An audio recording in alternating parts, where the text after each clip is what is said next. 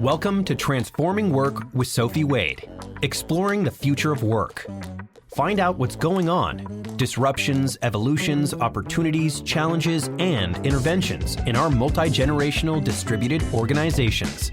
With a new tech and talent focus, discover what you need to know to stay upskilled and relevant and ensure your business keeps its competitive edge. Sophie investigates the promise and reality of the future of work now and as we look ahead. She interviews people who are changing work experiences and practices and shares how we can each transition smoothly and successfully to effective and more productive new ways of working. Hi. This episode is about the changing nature and emphasis of modern leadership. How leaders are having to adapt to the new business and working environment, adopting a new mindset, elevating, enhancing, and evolving different and new skills. The landscape has changed irrevocably with the technology-driven shift in employer-employee workplace dynamics. I steer clear of power talk. Leaders can now foster better connections and conversations that energize and engage workers. Modern leaders must also develop new perspectives, looking to the future, as expanded possibilities become probabilities, even pivots, and then plans. How are you approaching daily and difficult situations? How have you updated your attitude and approach so far? I'm extremely grateful to be speaking with Zoë Routh, a leadership futurist, podcaster, and multiple award-winning author. She works with leaders and teams to explore what's coming and what it means for leadership of the future. Zoe's fourth leadership book, People Stuff, Beyond Personality Problems, an Advanced Handbook for Leadership, won the Book of the Year at the Australian Business Book Awards in 2020. She also hosts the Zoë Routh Leadership Podcast, sharing big ideas on the future of leadership. Hi, Zoë. How are you? I'm absolutely fantastic today. Thank you for asking. Great to be here. I'm so glad you're feeling fantastic because we have so much to talk about leadership. I always go back to the beginning and where this all started. And I love the thread of Outward Bound. I'm very curious as to how did you get started at the very beginning of the leadership journey? The beginning of my leadership journey. Well, yeah, it's hard to pinpoint, right? So it's like, what are the jumping off points? And Outward Bound was the jumping off point in Australia on my leadership and personal development journey, that's for sure. And prior to that, which actually led me to come to Australia, was the 9 summers I spent working at summer camp. So if I'd say origin point of my leadership journey was likely one summer in 3 weeks of rain. And I remember carrying this moose antlers that we found on this canoe trip. It was what we call a rack. Like it was an incredible rack. And I remember this very carefully, like very as a significant moment because everybody wanted to get a moose rack. This is before environmentally conscious. There's a skull and antlers. And if you ever found a skull and antlers on a trip, it's like really cool. And so the idea was to bring them back, you make a plaque out of it, as opposed to what you should be doing is just leaving it in the wilderness where it serves environmental purposes. And we found this moose antlers and it was still decaying, like the brain of the moose was still decaying. And so it stunk. So nobody really wanted to carry the moose antlers because it stunk. And I was like, well, screw it. I will carry it for the group. And so I did this sort of self-sacrificial thing. And I carried the moose antlers on every portage that we did because nobody else would do it. And I didn't think much of it. And it was only in the feedback from my course leader who said, that was really, I don't know what word she said, but gallant of you maybe or something like that. It's sort of gallant carrying the moose rack. Okay. That's right. Self-sacrificing noblesse. And I'm thinking back on it, and it's amazing how we create stories after the events. And I looked at that whole expedition, which was really hard. This was extreme adversity. It rained solidly for 3 weeks. We had very long days from dawn till night, paddling and in tough conditions, etc. And in one particular part of that trip, we'd left behind these really important pieces of a tent, which is the cross pieces at the top where the poles go into. So we couldn't set up our tent. So it was like, we couldn't improvise because the whole tent was screwed. And this is a major safety thing. So we had to go back. I think it was a really long distance. And I think it's like something like 20K to go back and get these things, but not the whole group. So they were calling for volunteers to go back early the next day, get these things and come back. So basically do a double dip on. Oh my God. Yeah, it was epic. And the trippers, there was 2 leaders. They did rock, paper, scissors for who was going to do it. And they asked for volunteers from the group. And I said, okay, I'll do it. And so I did the epic crappy job. And so I seemed to be picking up all the crappy jobs that nobody else liked. Okay. And because somebody had to do it. And I don't know if I thought rationally about it, but it was just a compulsion. And it was in debriefing and feedback from the leaders later that I realized that these were acts of leadership. They were acts of service. And probably that was one of the origin points about that is working together in difficult circumstances for the greater purpose of the group. And that was, I never would have articulated that as a 15-year-old. Looking back on it is sort of like, okay, that was a thread that started. Hang on a second. You hadn't actually mentioned the fact that you walked 40K as a 15-year-old. I thought you were older than that. No, I'm a kid at that point. Right. And the next year, they invited me to do the 6-week canoe trip, which was also equally challenging. And I had lots of lessons about how to work in groups and get along with other people and to think of others. And another salient learning point was it was about 4 weeks into the 6 weeks.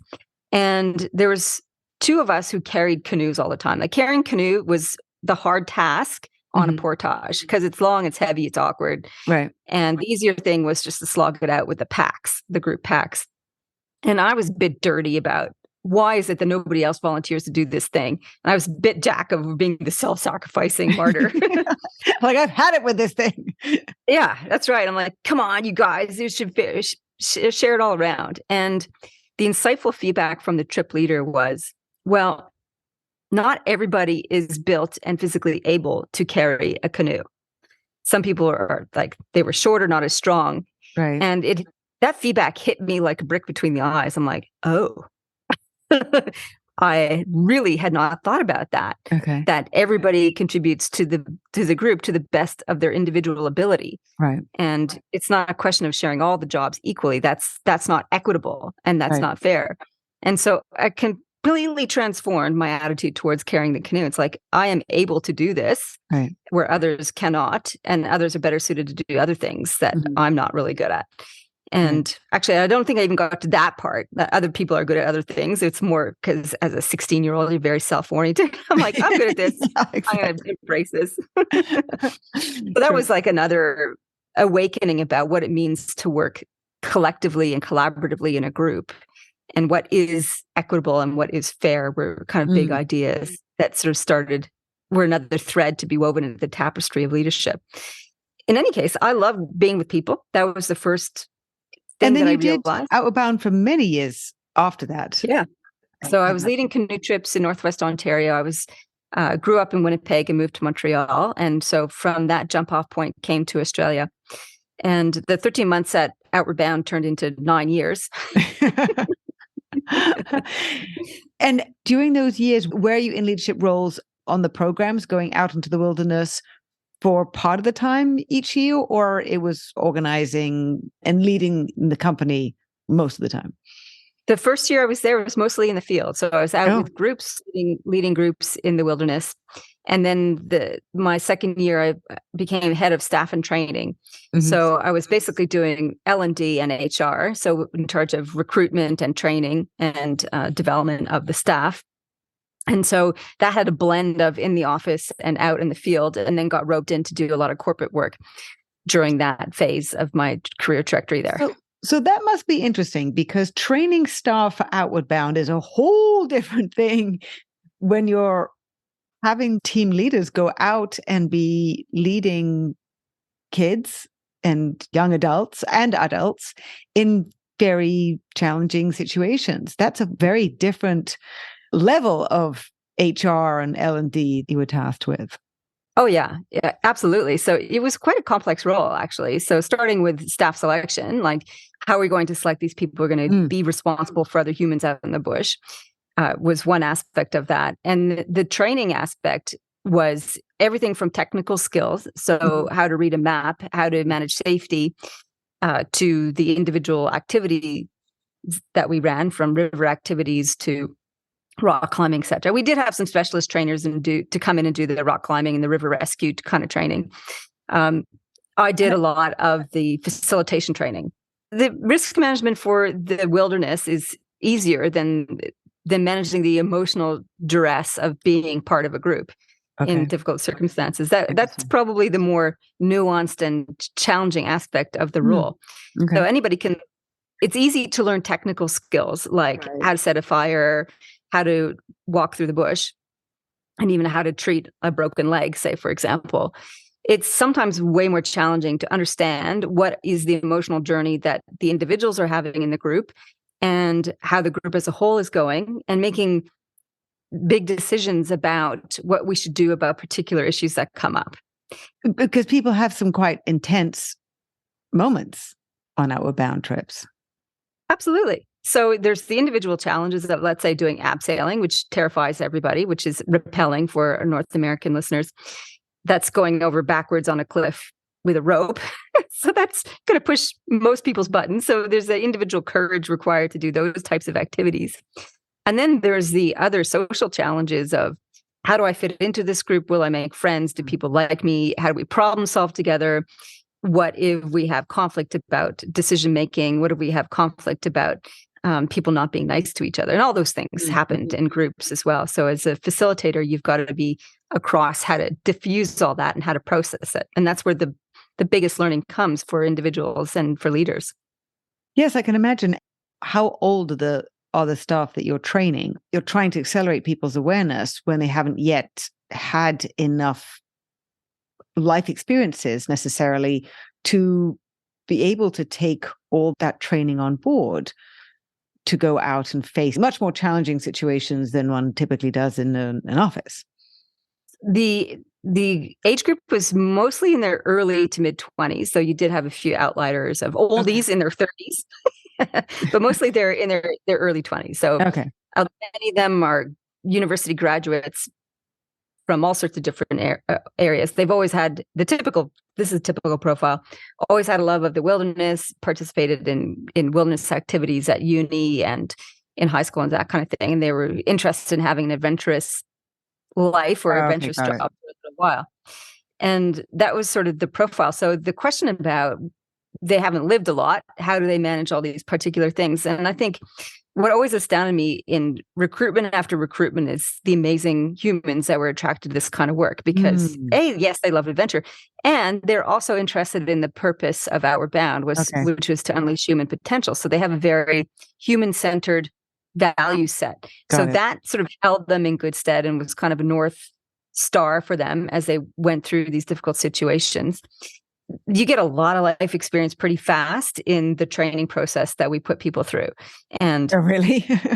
Oh, absolutely. So we put them through a challenge course, which was a staff challenge course where basically a 2 or 3 week, I don't know how long it was at the end, maybe 2 or 3 week program where they go on a large expedition with different activities as a cohort.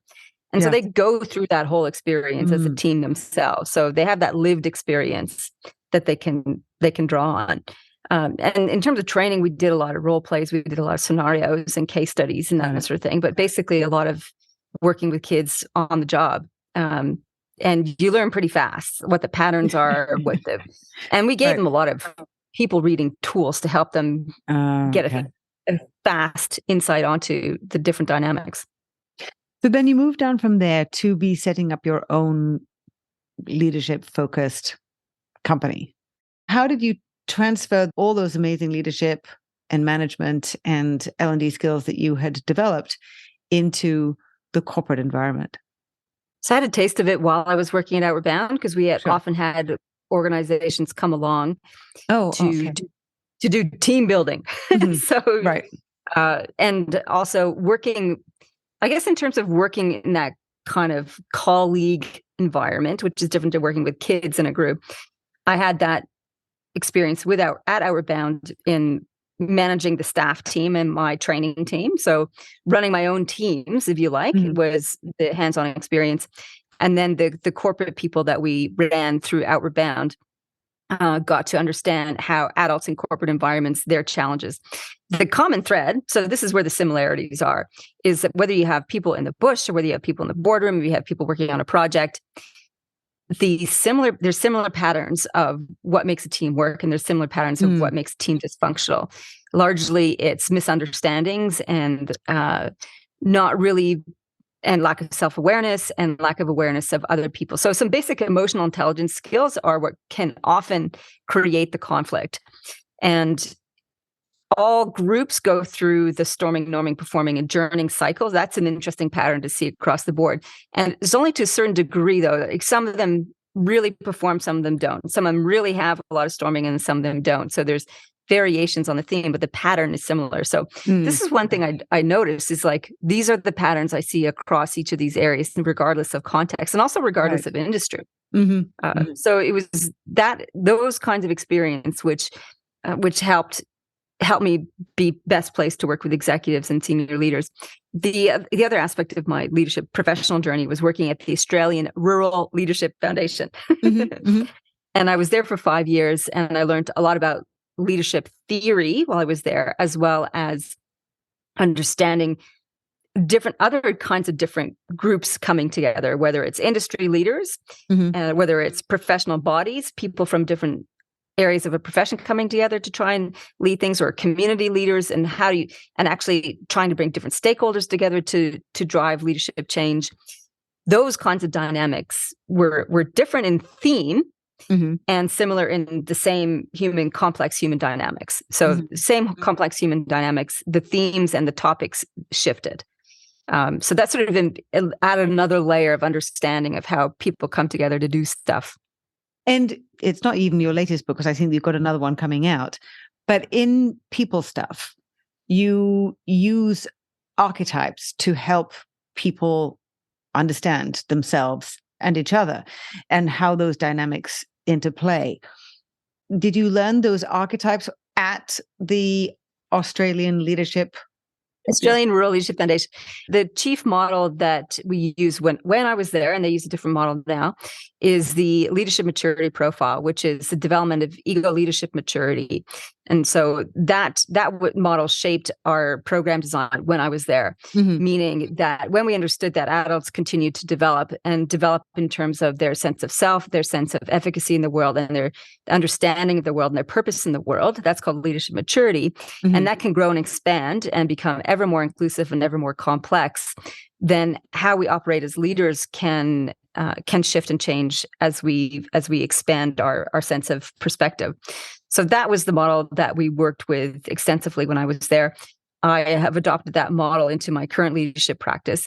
In terms of the archetypes, that's all on my own research in my own business. So thinking about the question of how do actually leaders contend with the complexity that we're facing in terms of how do they look at themselves and their roles, and archetypes are the easiest way to cut through and much more easy to adopt than, say, looking at leadership styles. Like you can talk about leadership styles, the directive leader, the consultative leader, and it's too theoretical.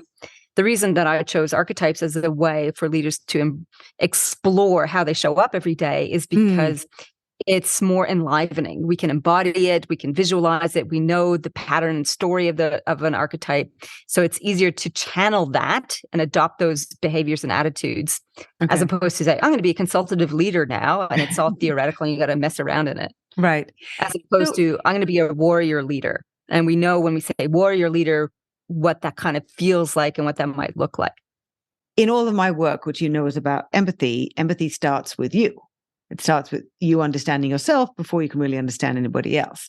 And that's a really hard thing, to actually understand who you are, and not only how you show up, but how you feel about yourself and how you react to things before you even get to interacting with somebody else. For many people, it may be incredibly clear. Oh, yes, I'm the warrior, or oh, yes, I'm the diplomat. But for others, it may be they still need to go on some journey of exploration, or maybe they don't. What do you find? That's a very complex question. And I'd say the use of the archetypes as the way that I envisioned them in the book is that it's essentially situational. So the task first of the leader is to understand the context in which you find yourself, and then adopting the archetype that is best suiting the situation being the people around you, the challenge you're facing, the trends that you're facing, etc. The zeitgeist, if you like. So Right. that's an external facing situational awareness. So the archetypes are almost always is situational. I could be guardian or warrior or diplomat or elder, depending on the role that I'm playing at that time. Okay, got it. That's right. So that sort of flexibility and adaptability is essential for good leadership, because if you just pick one, then you are basically putting up blinkers to the values of the others. And we don't want that. And with one exception. So in my suggestion that there's one archetype to rule them all, you should always be embodying that. And that's the elder. Right. And the elder is an archetype that goes across all cultures. And the elder embodies wisdom and compassion. So best of your mind and best of the heart. So when we have people who are making sensible and sensitive decisions, then we have wise and compassionate leadership. And that's sort of the ultimate aspiration that we have. So I think if we infuse all of our actions and our thinking and our interactions with elderdom, then we are making a massive leaps forward.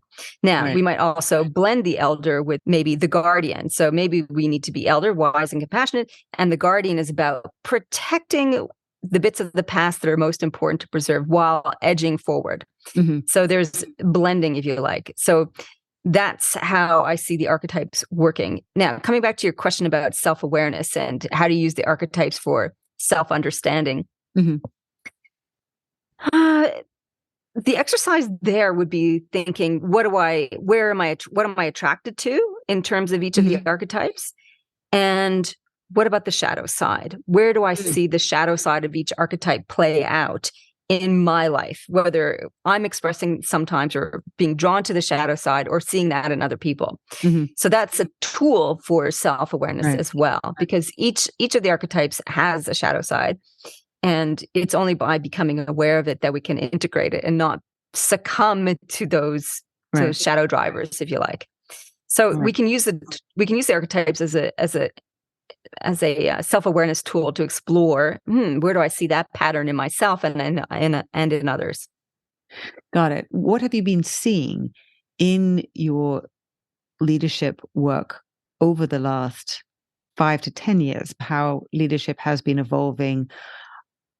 For me, it's really a lot to do with technology and how technology has been changing the speed of business, the pace of marketplace developments, and the speed of change that we're needing to deal with, the shorter feedback loop, customer behaviors are changing. And obviously that accelerated a lot during the pandemic, putting not only more pressure, but a very different pressure on leaders, as well as requiring them to shift more responsibility on people closer to the front line, really changing their roles. I've termed it going from a commander role to more of a coach role. How do you see all of that play out in terms of how you see these roles changing? Yeah, it's a really exciting time, actually. And yeah, sure, it's confronting because it challenges us to do things differently. That's always, how are we going to manage this? And yes, technology is driving a lot of the shifts that we need. And one of the big technological trends that is driving that underpins some of these requirements is things like blockchain, which is basically an open ledger where people can see it's all transparent. People can see all the interactions on this particular ledger, whether it's commercial transactions or smart contracts, etc. So this whole idea that this secure, immutable, transparent technology can expose or open up the conversation about what's happening is going to be a big driver coming forward. Now, it hasn't gone mainstream yet, so we'll just park that as a concept. Technology that has been around for 10, 15 years is social media, Web 2.0. So people can interact in real time, live and immediate. And also the advent of getting mobile phones into people's hands around the world means that we can have insights about what's happening on the ground around the world in instant time, and we can instantly connect and communicate around that. What does that all mean? It means that people can see injustices and inequities and have comments about that. And that has given rise to social movements that have been spontaneous and decentralized. So this whole idea of rising concerns for equity, rising concerns for justice, and inclusion. These are all coming about that are technology have enabled and made it easier for people to make comment and create movements and take action around. What does this mean for the leader? I think is the next question. It means that we need to be authentic and genuine and ethical because people call us out. So we can't just hide behind a bushel, whether that's an individual leader or organization. We need to be transparent about our operations because people will out us anyway.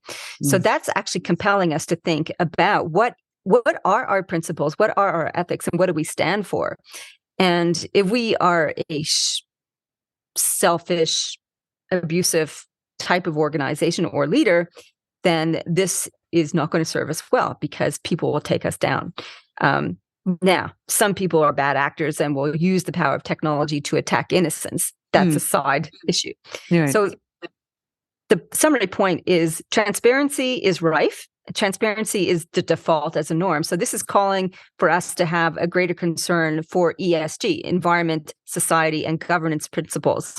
So the ESG trend is definitely on the table, not as a nice to have and sort of a woke idea as a concept, but as an integrated aspect of our operations as leaders and as businesses. What does that mean? It means that our businesses need to be focused on what are we actually doing in the production of our widgets or in the services that we deliver that are adding value to society and the environment. And are we practicing good governance? So it's transforming. It's actually causing a moral transformation of business and leadership because of this technology drive. Now, some people will feel like they're being forced into ESG because it's a woke principle and a leftist thing, but it actually is good business sense. Because, and it's sort of like a circular argument now, because there's so much transparency, people are interested in finding businesses that are doing well in the world. If you had a choice between a business that offers the same service or same product, one that is only about profit, doesn't do any contribution to the environment, and is in fact maybe degrading to the environment, versus a company that offers great service and product, it has great methodologies in terms of looking across its supply chain and making sure that they're environmental, and they've got really governance principles to ensure that there's equity and justice for all their staff. Say, for example, which company are you going to choose? Right. It's the same price. You're going to pick the one that is more ethical because it's the right thing to do. And so it becomes a self-perpetuating positive cycle that way. There should be sort of EE in terms of the treatment of employees also being part of that ESG, which isn't really highlighted so much, not just what the company is doing, their business that they're in, and how they're doing it, but also how they're treating their people internally.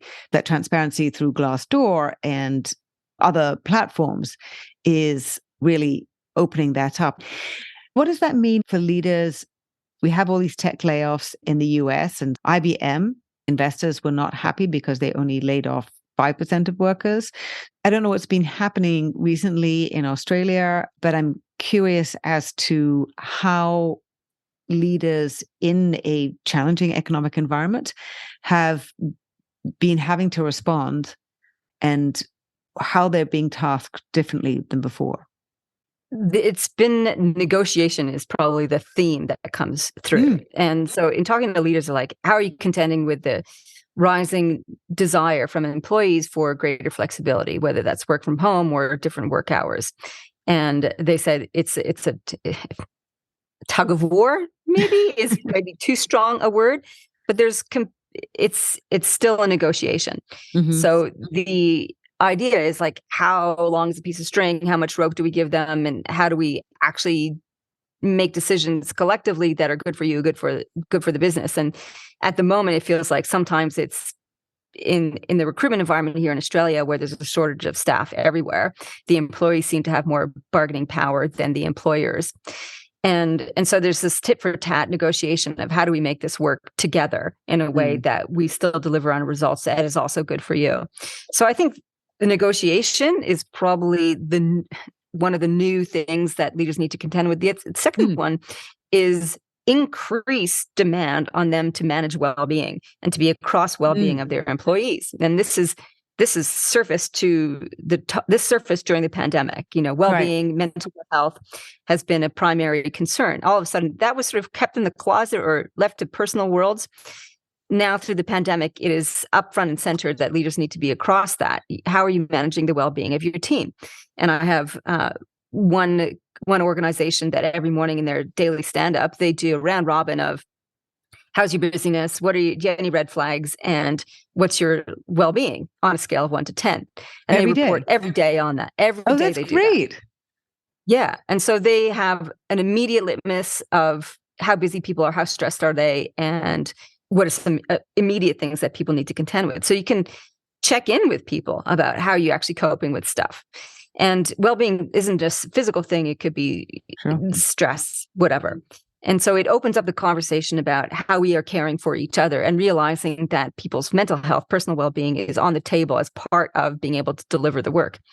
And so that's a really big shift for leaders. And the idea that leaders need to have mental health first aid as part of their role and to be caretakers is absolutely a big shift. And so it's the rise of empathy and compassion that's really, really important in the suite of tools for leaders to manage. And how are they doing? Because going from a commanded role to that integrated, infused empathy / compassion, whatever term we want to use, that can be quite a challenging transition, including something they haven't used in the past. Well, it's part of the 3 major shifts that leaders need to make in order to move into this new world. The first one is to maximize energy.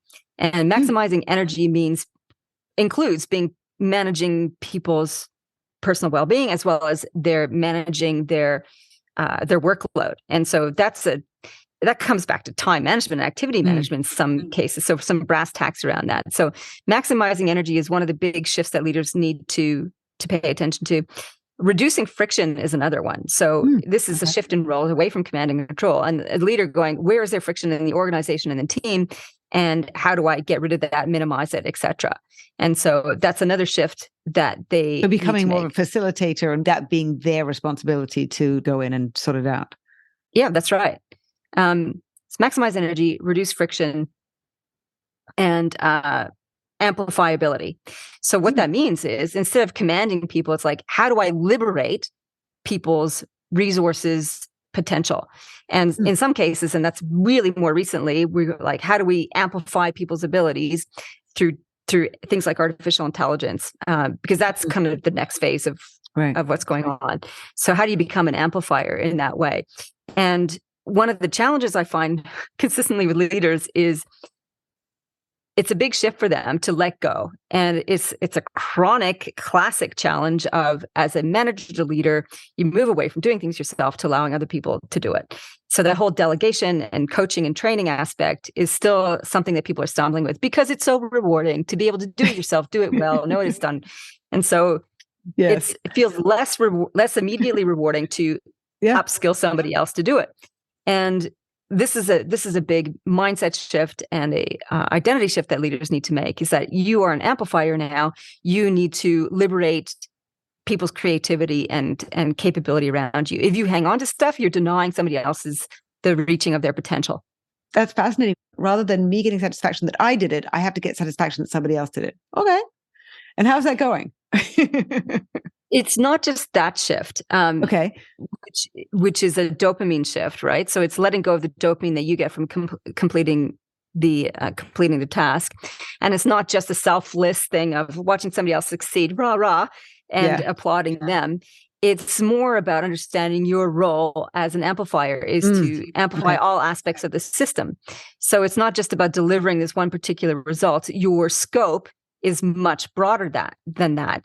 You are there to engage and increase the capacity and capability of the entire system, which includes individuals and their abilities. It includes the bottlenecks, reducing the friction, let's say, and bottlenecks in the systems that you operate so that you can liberate time and energy that way, and maximizing the energy of the individuals and collective teams. So it's thinking about what is my sphere of impact? And that's probably the bigger shift, as opposed to, it's not just about me doing it and and letting somebody else do it. It's more about my sphere of impact is not just my little pool of work. It's the whole ecosystem.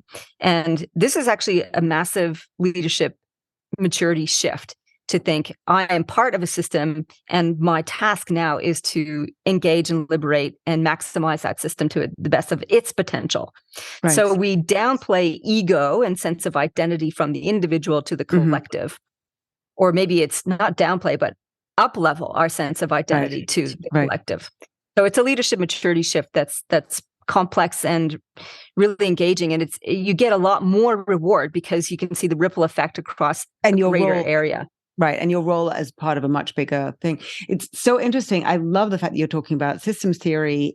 I think having leaders and also employees be more engaged in the idea that they're all part of the system and part of this greater mechanism or a greater organism that is achieving the purpose or mission, I find that more compelling and more enriching for everybody involved at the company they're working for. But it's going to be a journey. I mean, that does not happen easily, I imagine, that transition to that type of integrated ownership as a leader. The integrated role, as you said, is a huge mindset shift. Yeah, absolutely. And in any sort of transition like that, there is a mourning and there's the painful awareness, self-awareness process where you realize, oh, what I was doing, it wasn't really working, and that's embarrassing, and it's full of like painful growing pains, if you like. Moving into trying new things and stumbling around a little bit with it until you can embed it more fully. And it's the grieving process is letting go of something that was more certain into moving to something that is less certain and more complex. And that is becoming more comfortable with discomfort is an element of that. So being comfortable with experiencing discomfort is probably the meta skill that all leaders need to swim with. Right. It's like, yeah, I'm uncomfortable. That's normal. It's like, okay. Right. As boomers are retiring now, a good number don't want to make some of these transitions. And it's not Gen Xers who are often taking over. It is the millennials who are the rising leaders. Do you observe that the younger leaders are making that transition more easily? Or is it just as hard for everybody? I would say it's just as hard for everybody. So the generational analysis is really interesting to see across the board. And I think there's two patterns that operate at the same time. The first pattern is, this is a really good book, Gen Tech, which looks at generations not through time periods, but through the effect of technology on shaping people's interests and value system. So there's definitely technology that drives different value systems, as we were talking about earlier. You know, the rise of these different technologies, like social scoring and social media, et cetera, has led to transparency needs and more interest in justice equity. That's an example.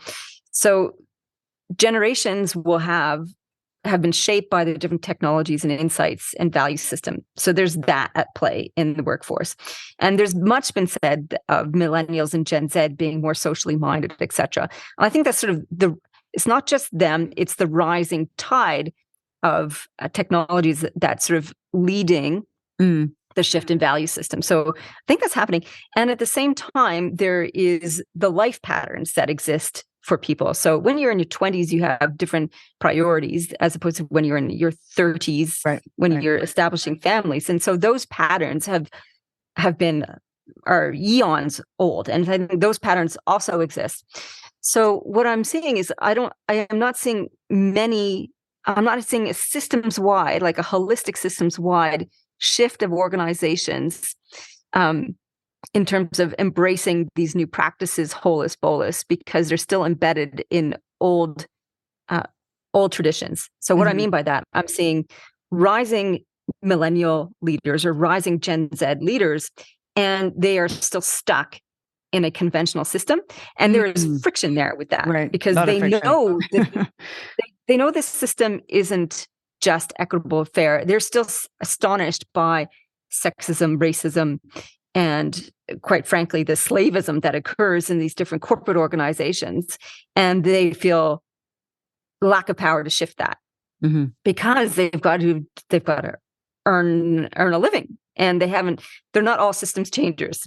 Right. So it's like they can Yes. complain about it, but how do you actually create a shift across the whole organization and system? So in some ways, there's discontent. And then there's some leaders at the other end of the spectrum who are starting to work on systems change within their organizations, but it's a top down and a bottom up kind of coming together slowly, like a sandwich press to try and eke out a change. Right. I haven't seen radical change and with that. And it's kind of disappointing in some ways to see all these millennials with these great aspirations get sucked into oh my God, I'm in my 30s, I have a family, I must make a lot of money right now. So I'm going to put my head down and do that and worry about these social issues later. And it's like, deflating, the self-interest, but it's just normal. So all of that, where's the hope in all of that is that there are individual leaders who are individually resourced, emotionally intelligent enough to want to poke the bear and prod the edges and to start to make some systemic change. And then there are some organizations that are completely innovative and doing it from the ground up from the start. And they're still rare oddities as opposed to brand new ones. Though, like the rising tide of ESG, I think, is going to be the thing that will wash through everything and start to change things across the entire ecosystem. Agreed. Whether it's about people stuff or coming out of one of your other many books, what haven't I asked you, Zoe, that I should have done? What's the future of leadership? Yes. Tell us. I've been playing this idea and researching and mulling this over and digging into what is the future of leadership. And I think the future of leadership is leadership for the future. And I take a leaf out of Kim Stanley Robinson's book, Ministry for the Future. It's a novel, difficult novel to read. Premise is excellent. It's in that novel, it talks about the Ministry for the Future, which is an international body similar to the UN or WHO, which is looking at global concerns through that particular thread. And its major concern is making sure that we address climate change. So that's the concept in the book. Fabulous concept. Nice from that point of view. The story, less so.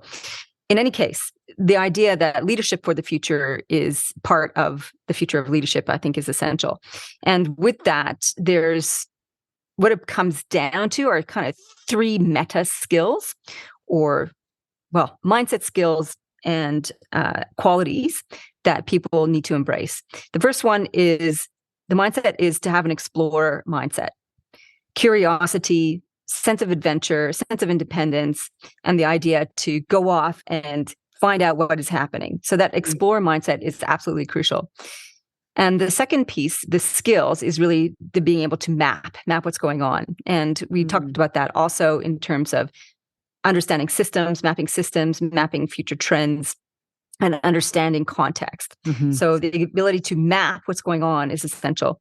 And the last aspect, which is the attribute, is to adapt. And I think the adaptation quality is going to be absolutely critical. And this is one step beyond resilience. Resilience is being able to swim the sharks, get up once you've been knocked down, right? That kind of thing. That's rebounding. So this is moving on from rebounding to stepping forward. And the idea to be able to adapt is going to be essential. So from an individual point of view, to explore, map, and adapt are the three key areas that leaders will need to cement and embed into their leadership habits and rituals as they go forward. So that really is one of the key aspects of that. Apart from that, we've talked about some of the other major trends, and that's the transparency leading to greater authenticity and visibility. And with that, the secondary order of things that'll happen is the idea of collaboration and co-creation is going to be essential. So as leaders, it's the command and control only exists in particular contexts of crisis, co-creation, collaboration, and being able to make collective reasoning and collective decision-making through things like distributed autonomous organizations as the technology-enabled platform for that is going to be essential. And I think the precursor to that also is the ability to speak up for yourself and to negotiate. So there's a lot of individual resources that people need to lean into if they're going to be able to survive and thrive in this technology-shifted world, which is also shifting a different value set. So that is the future, the leadership for the future. Always my last question, which is a beautiful segue to how you set it up. What can people do tomorrow when we're thinking about those three attributes in terms of explore, map, and adapt? What can people do tomorrow to help them become better leaders, prepare themselves for future leadership, or improve their leadership today? A couple of three habits. One is to consume. And consuming means it's not just read anything. It's being very selective and intentional about what you're reading and listening to. Mm-hmm. So create a curriculum for yourself and source that material, whether it's books, journals, articles, videos, podcasts, whatever media, maybe a cross-section of the media on particular topics. Maybe it's like, okay, ESG is the thing that you want to learn more about, or maybe it's artificial intelligence. So create a curriculum for your consuming as opposed to just, scrolling. So consume. The next habit is to question. Is once you're doing that, is to sit back and go, what does this mean? Right. And do thought experiments. Like, if this happens, what happens next? And then what happens?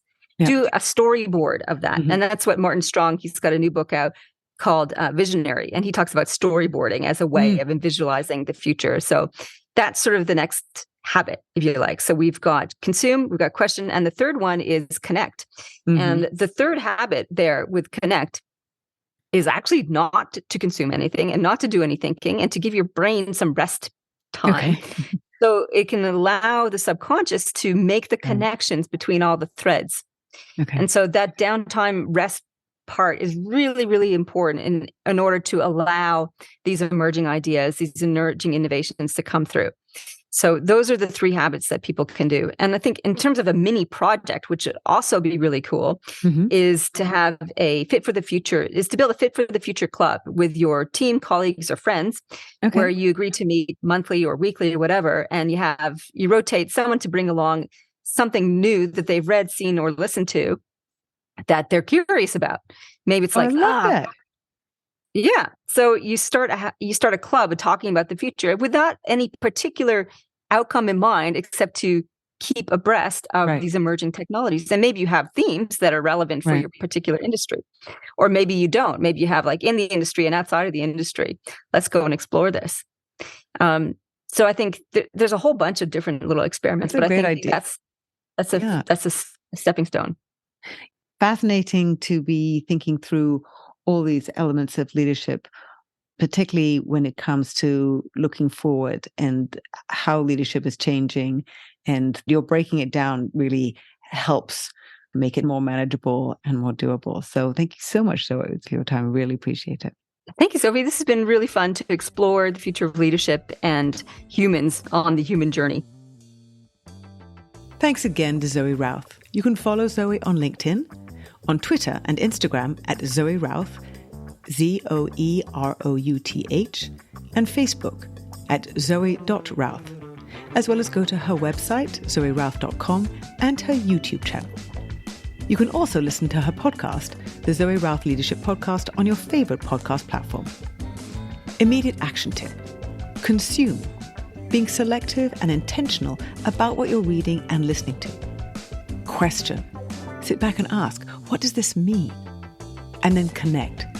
Give your brain rest time that allows your subconscious to make the connections between the threads. For more about the changing landscape with a human-centric systems approach and what it all means for leaders and employees, please consider my new book, Empathy Works: The Key to Competitive Advantage in the New Era of Work. If you enjoy this podcast, why not tell a friend, as well as like it? And please write a quick review wherever you listen.